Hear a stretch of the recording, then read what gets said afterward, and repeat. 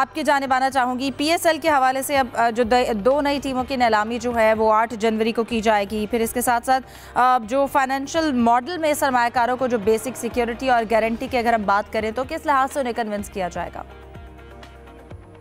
जी, उनको ये कहा गया है कि 5 साल तक, यानी 11th एडिशन से 5 साल तक मिनिमम 85 करोड़ रुपीस पर फ्रेंचाइज तो मिलेंगे। जो दो नई आ रही हैं टीमें उनके लिए ये है, यानी एक तरह से इनको एक गारंटी मिल गई है कि जी सेंट्रल पूल अगर इससे कम हुआ तो इतना तो पीसीबी मैच करके देगा। जैसे सपोज 75 आया तो 10 पीसीबी मिला के देगा। इस तरह के एक अच्छी चीज़ ये है। लेकिन अब सेंट्रल पूल पीएसएल का ज़्यादा ही होता है। जैसे इस साल का भी 97 करोड़ रुपीज़ है पर फ्रेंचाइज जो मिलना है उनको। अभी तक कुछ मामलात हैं जिसकी वजह से अदायगी मुकम्मल हुई नहीं है। लेकिन जो नई टीमों के लिए भी उनको एक अच्छी चीज़ ये है कि शुरू से ही उनको वो फाइनेंशियल मॉडल मिल रहा है जो पुरानी टीमों का है। यानी 95% जो बेशतर कॉन्ट्रैक्ट्स हैं पीसीबी के, ब्रॉडकास्ट और दूसरे सारे जितने भी हैं सब में ज़्यादातर में 95% ही होता है। सेंट्रल पूल में जाते हैं पैसे और फिर 95% उसका फ्रेंचाइज को मिल जाता है। तो नई टीमों को भी यही मिलेगा। और दूसरा जिस तरह मैंने बताया कि 85 करोड़ रुपए की तो उनको गारंटी दी गई है। वैसे भी नज़र आ रहा है कि बहुत ज़्यादा जोश खरोश है पीएसएल की जो दो नई टीमें हैं इनके हवाले से। और कई बड़े प्लेयर भी इस दौड़ में मौजूद हैं। बड़ी बड़ी पार्टीज़ चाह रही हैं, चाहे वो अमेरिका के कुछ लोग हैं या बरतानिया के लोग हैं, यूरोप के एक दो और ममालिक हैं वहाँ के लोग हैं, पाकिस्तान के कुछ बड़े ऐसे बिजनेसमैन हैं जो चाह रहे हैं ये टीम लेने के लिए। लेकिन टीम दो है और बहुत सारे लोग मैदान में मौजूद हैं। तो जब ये लाइव दिखाया जाएगा, जब ये नीलामी होगी लाइव दिखाई जाएगी तो बड़ा इंटरेस्टिंग वो एक चीज़ होगी। लाइव दिखाने से ये भी है कि शफाफियत भी बरकरार रहती है। लेकिन जो पीसीबी ने रोड शोज़ किए न्यूयॉर्क में, उससे पहले लंदन में, उसका भी यकीनी तौर पर फ़ायदा हुआ होगा। आप अपने प्रोडक्ट को जब तक पेश नहीं करेंगे दूसरे के सामने अच्छा बना के, तब तक उसका इतना आगे पता नहीं चलता।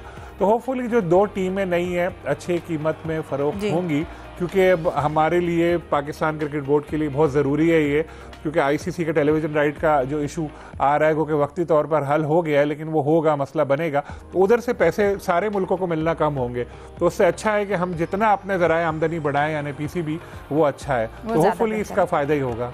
बिल्कुल सही। जाहिद साहब, आपकी जानिब आना चाहूँगी। साबिक test fast bowler Rana Navedul Hasan Afghanistan में अकेडमी कोच थे, उन्होंने अपना अहदा छोड़ दिया है। क्या कहेंगे इस जो इस्तीफ़ा उन्होंने दिया है, इसके क्या मसाइल हो सकते हैं, क्या वजूहात हो सकती हैं? देखिए, बहुत से पाकिस्तानी क्रिकेटर जो हैं, साबिक टेस्ट क्रिकेटर, वो वहाँ अफगानिस्तान में अपनी सर्विसेज अंजाम देते रहे। राशिद लतीफ़ रहे, यूनुस खान रहे, इंजमामुल हक जब उनके कोच थे तो फिर एकदम वो पाकिस्तान क्रिकेट में आ गए थे। और इस तरह से हालिया दिनों में इमरान फ़रत और राना नवीदुल हसन वहाँ पे निचली सतह पे कहना चाहिए कि अंडर 19 और अंडर 21 की सतह पे दोनों कोचिंग करते थे। इमरान फ़रत तो ऐसे पहले आ गए थे, राना नवीदुल हसन अभी वहाँ पे मौजूद थे। जो हमारे सोर्सेज हैं, जो हालात बताते हैं, वो तो यही कि दोनों मुल्कों के दरमियान एक टेंशन भी चल रही थी, हालात भी अच्छे नहीं थे।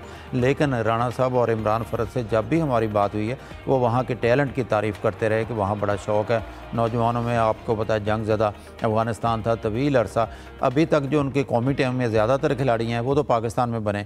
राशिद खान और दूसरे जो है कई पैदा यहाँ पे हुए, यहाँ पे गलियों में खेल कर बने, पेशावर की गलियों में, लाहौर की अकेडमी में, यहाँ बाद में और इंडिया में उनके कैंप लगते रहे। हालिया दिनों में उनका यूएई में कैंप पड़ा हुआ है। लेकिन अब उनकी नौजवान नस्ल में शौक़ ज़रूर है। अब लगता यह है कि मुल्क, दोनों मुल्कों के जो हालात हैं शायद इस समर की इजाज़त ना देते हों, और राना नवीदुल हसन ने उससे अलग होना मुनासिब समझा। राना नवीदुल हसन आपको पता है पाकिस्तान की तरफ से तकरीबन हर मुल्क में खेल चुके हैं, फास्ट बॉलर थे, बल्कि बहुत अच्छे ऑलराउंडर हुआ करते थे। सही। जैसा कि हम इस वक्त राना नवीदुल हसन का जिक्र कर रहे हैं, तो उन्होंने हमें इस प्रोग्राम में ज्वाइन भी किया है। साबिक टेस्ट फास्ट बॉलर हैं, उन्हें वेलकम कहेंगे अपने प्रोग्राम में। बहुत शुक्रिया राना नवीदुल हसन साहब आपके वक्त का। कहिएगा, सबसे पहले तो आपने अफ़गानिस्तान अकेडमी कोच के तौर पर काम किया, आपने वो उनसे अपनी राहें जुदा कर ली, ये फैसला कुन मरहला कैसा था? और फिर अफ़गानिस्तान के क्रिकेटर्स की अगर बात करें तो आपने उनमें क्या नुमाया फ़र्क देखा? Thank you very much. बहुत शुक्रिया, आपने मुझे काबिल समझा कि इस प्रोग्राम में लिया और मैं आपका बड़ा मशहूर हूँ। Thank you so much. So far बहुत अच्छी जर्नी रही। 3 साल का कैरियर था। 3 साल में मैंने जो HPC उनका हाई परफॉर्मेंस सेंटर है उसमें काम किया। मेरे साथ 1 साल इमरान फ़रत भी रहे।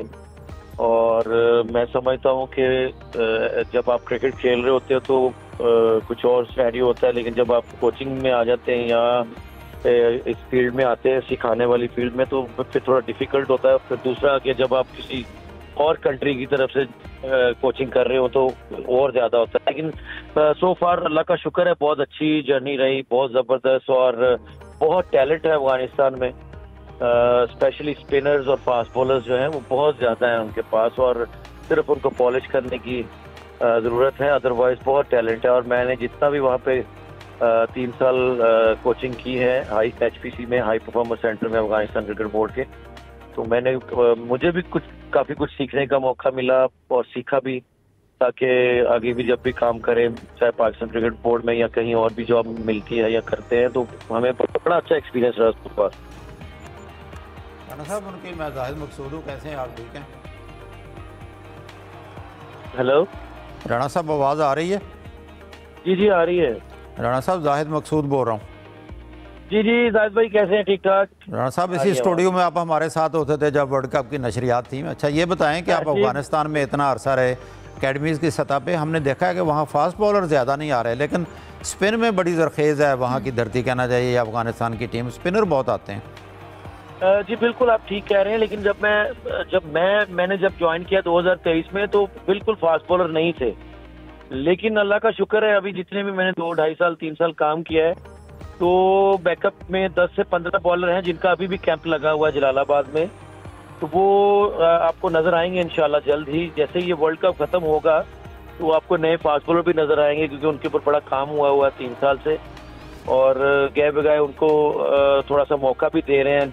जो थोड़ी सी हल्की सीरीज होती है, जैसे जिम्बाब्वे वगैरह से मैच होते हैं, तो हम लोग उनमें उनको थोड़ा जो नए लड़के हैं उनको मौका दे रहे हैं। तो इंशाल्लाह आप देखेंगे जाहिद भाई, जैसे ये वर्ल्ड कप खत्म होगा आपको नए फास्ट बॉलर देखने को भी मिलेंगे। हाँ जी, स्पिनर्स की आपने बात की है। स्पिनर यकीन करें कि वहाँ पे